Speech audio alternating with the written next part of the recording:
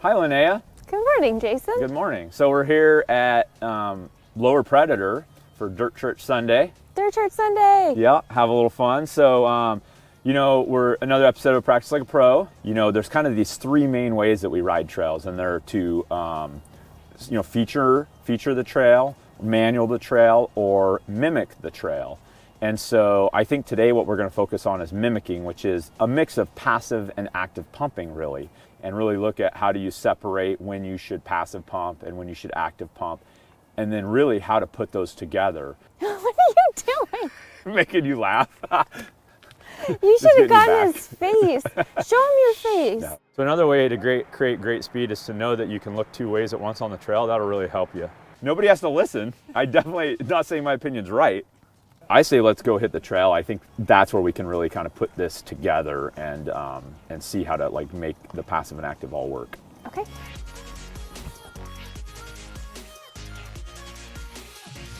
So we're here kind of on Lower Predator, and what I really like about this is, it's not real steep here, and so, there are definitely places you want to try to get more speed, and I mean, this is a really obvious spot to me where you can active pump these. They're kind of far away, it's smooth in between, so you can get this big movement and really press with your legs and create speed on the back side of these rollers.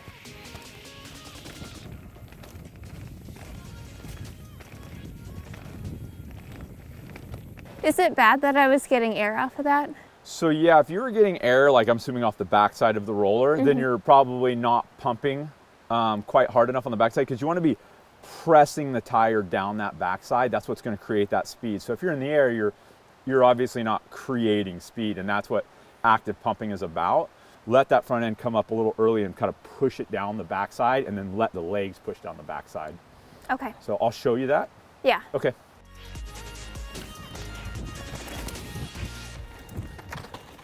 Dang. So do you see how I'm kind of helping my bike get up over by bringing that front end up and then pushing it down the backside? Mm-hmm. So just like on a pump track, it's elongated because of the size and the speed. I found a good spot to watch it from.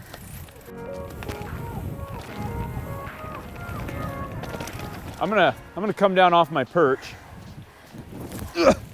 So I noticed as you're coming through here, it's really good. But as I watch the position, because this is about, pumping, not like a drop, you're not going to need to be that far back. So what I noticed is right here, you could have your knees over your toes a little bit more. So being coming into it a little more forward. So, because you're wanting to be able to press the bike down, not like in a manual where you would push it out. So maybe try to just be, as you come into these, a little bit knees over the toes a little bit more as you go to press down.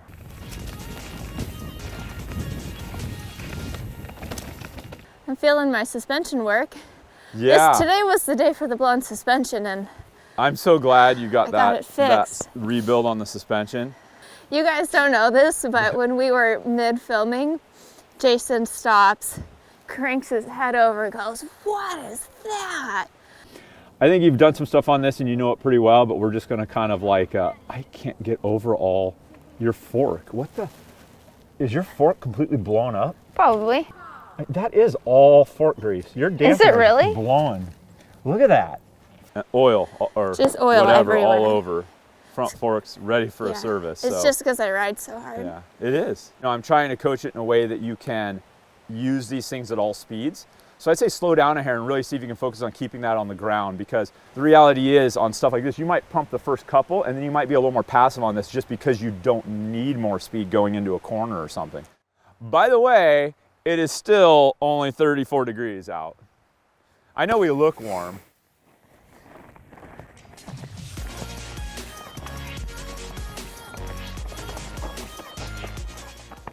I like it. I feel like that was the smoothest one, and it wasn't slower. It actually might look like it because you were actually smooth. You were forward, so you were more even with your arms and then your legs on the press. So that was really good. Yeah, I could definitely feel the difference when my knees were driven forward just a little bit more and I was over the bike. It helped me keep the wheels on the ground.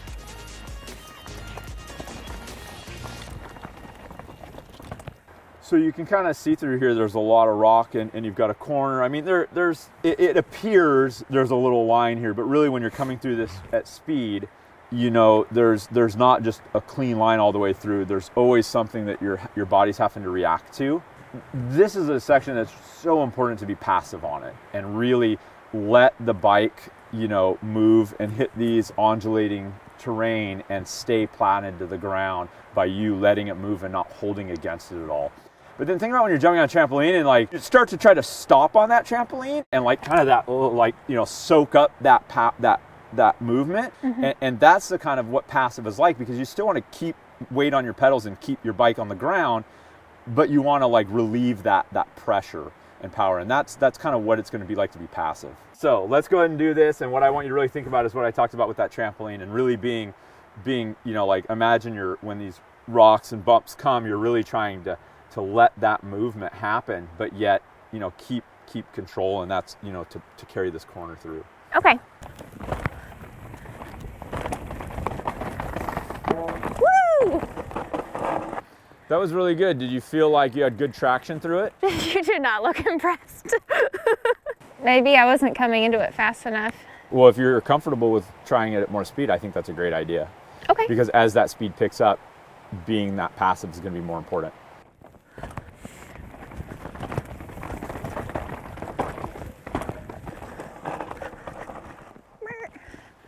That's actually felt pretty good.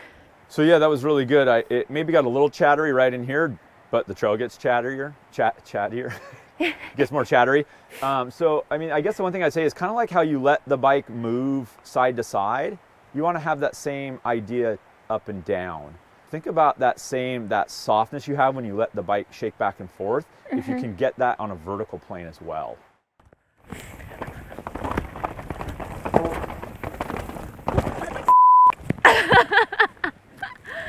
Right about here, you shifted your weight back, because I think you got a little, I'm going fast, and this is where it gets rough, and basically your turn quit.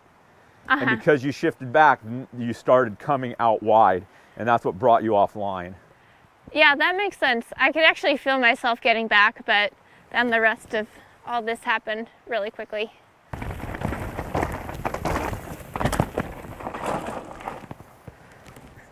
That was good. You were better. You still like came out a little wide. So my next comment to that is, like, we're really thinking about all that. I'd like to see you focus on coming through this and really looking forward. I think, you know, you've already seen this. Look forward as you ride through it this time and see how that changes things. Okay. Woo! So I was a little bit offline again. I was really trying to look ahead, and I could feel the bike kind of shifting underneath me a bit. Yeah, this is a really tough section of trail to like, and really when you're trying to push your speed on it. So, I mean, I talk a big game and I haven't even ridden it today. So maybe I should just see what I can do.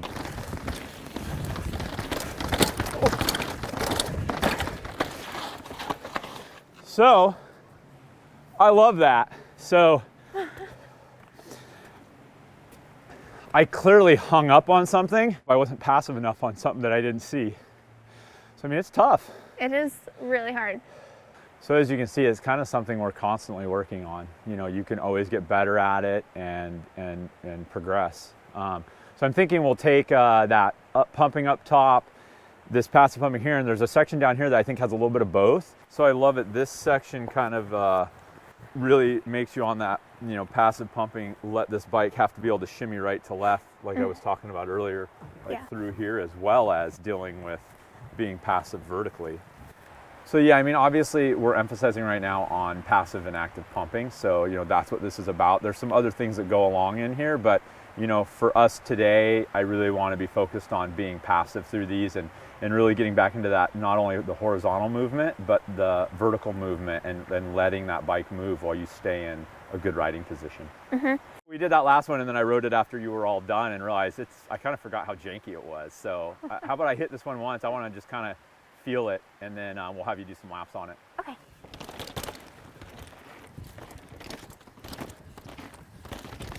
I've ridden this a few times and I've never really thought about what I do, and then we come and I do it and I realize that I actually actively pump quite a bit on this, because that corner up there kills your momentum. And if you notice, there's a little dip after it. So I found that when I came out of the corner, the first thing I did was actively pump into that dip so that I could create power and speed, so that right through here I could be passive.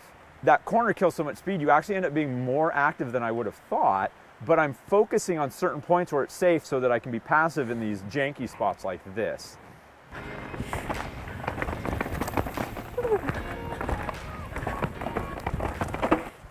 So yeah, this is that spot. You come out of this corner and the corner, you know, the rock's tight, it's tight, so you really want to get some speed. If you notice, you kind of have a downhill right out of the corner, so you can come out of this corner and the rebound of the corner and pump right here, and you have a compression here, and you can almost see these little rocks like a little roller, and you could passive and you can pump right here and get a compression right before you go into that section. And if you're actively pumping it, you can be on the back sides and actually gaining speed. Pump, pump. Woo!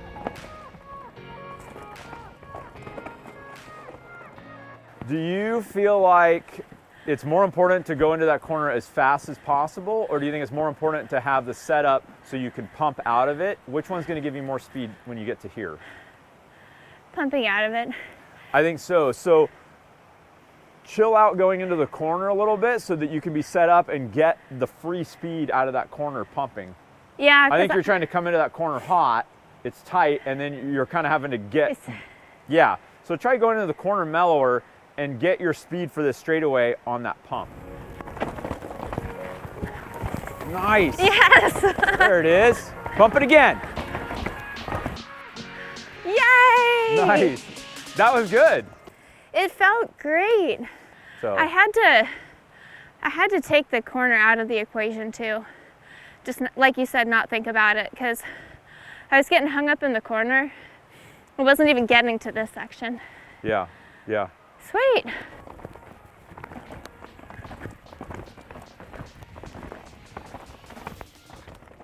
So yeah, this was really about that, you know, mimicking of the trail and how do you ride a trail mimicking it, you know, and when do you use active pumping and passive. So, you know, I think the key is, you know, when it's all quick reacting and janky, you're obviously being more passive. And when you see an opportunity that is available to be active, then the question is, do I need that speed right now?